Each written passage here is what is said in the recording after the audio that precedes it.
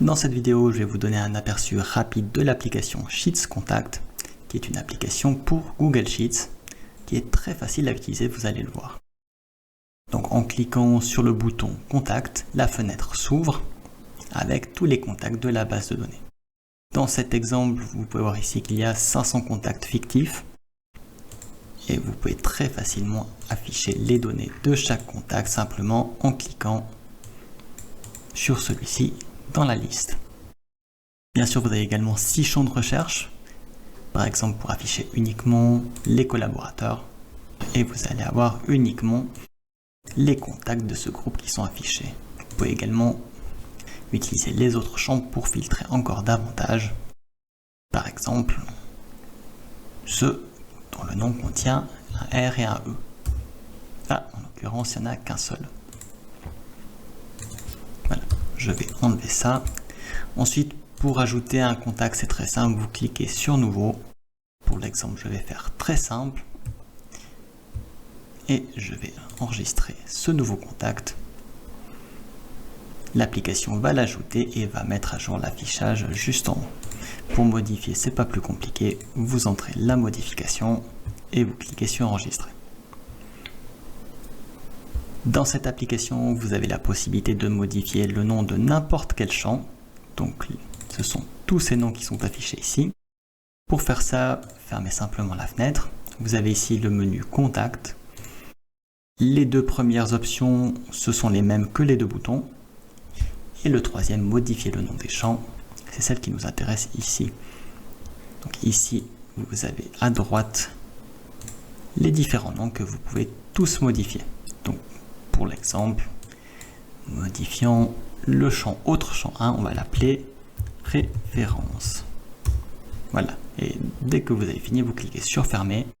Cette page se masque et on va pouvoir vérifier si tout est OK. Donc vous pouvez voir, autre champ 1 ici a été remplacé par référence. Donc ça c'est bon. Ensuite pour les groupes, vous pouvez aussi très facilement modifier les groupes. Et ça c'est le deuxième bouton, groupe. Et à partir de là, vous avez la liste des groupes qui s'affiche. Pour ajouter, modifier ou supprimer, c'est vraiment tout simple. Là, je vais ajouter le groupe amis. OK. C'est en train d'ajouter. Et vous pouvez voir ici, le groupe amis a été bien ajouté. Mais on va encore le vérifier avec la fenêtre principale. Donc oui, le groupe amis a bien été ajouté. Ensuite, vous avez la fonction d'exportation bien pratique qui vous permet d'exporter les données de tous les contacts qui sont affichés dans votre liste. Si vous voulez seulement exporter par exemple les collaborateurs, vous les sélectionnez et vous cliquez ensuite sur exporter les résultats. Et l'application va copier la liste des données de tous les contacts dans une nouvelle feuille. Et cette feuille, vous pouvez ensuite très bien la copier dans un nouveau document ou un document existant si vous en avez besoin. Là, en l'occurrence, j'en ai pas besoin, je vais la supprimer. Une autre chose qui est intéressante de noter est que la fenêtre s'adapte à la taille de votre écran. Par exemple, si je réduis la taille à quelque chose de beaucoup plus étroit, je vais cliquer sur Contact. Et vous pouvez voir que la fenêtre s'est adaptée à la taille de l'écran. Et pour la minorité d'entre vous qui s'intéressent au code de l'application, sachez qu'elle est tout à fait lisible et commentée dans les versions complètes de l'application. Alors cette application est disponible en deux versions, en mono-utilisateur ou multi-utilisateur.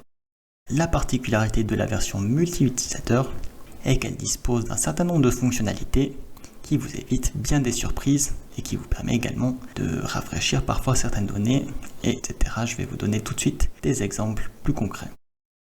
Donc je vais ouvrir la fenêtre de contact. Bon, je vais la réduire un petit peu ici. Donc ici j'ai deux navigateurs avec deux comptes différents qui ouvrent le même fichier pour simuler deux utilisateurs différents qui travaillent sur le même fichier. Donc les deux sont ouverts, on va faire simple, je vais prendre ce client-là, le même pour chacun, et je vais vous montrer ce qui se passe par exemple lorsque deux utilisateurs modifient la même fiche de contact au même moment.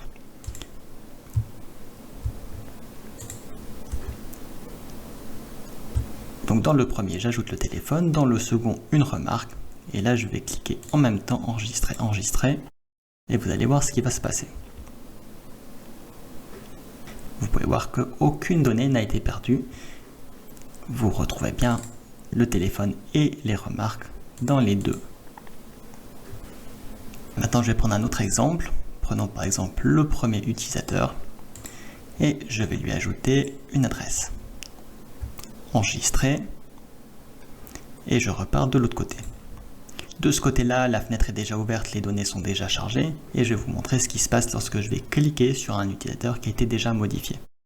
Donc vous allez voir que l'adresse va être vide pendant un instant, puis la nouvelle donnée s'affiche.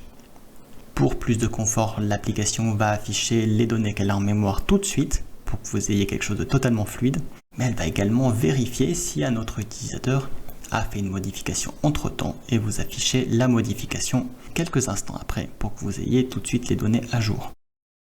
La version multi-utilisateur ajoute encore d'autres fonctionnalités, notamment en arrière-plan qui vous évite un certain nombre de surprises, en particulier lorsque certaines opérations lourdes sont effectuées en même temps par deux utilisateurs. Voilà, je vais m'arrêter là pour cette démonstration. Sachez que si vous avez envie de tester dès maintenant cette application, vous avez la version de démonstration limitée que vous pouvez utiliser et tester pour vous donner déjà une première idée de l'application.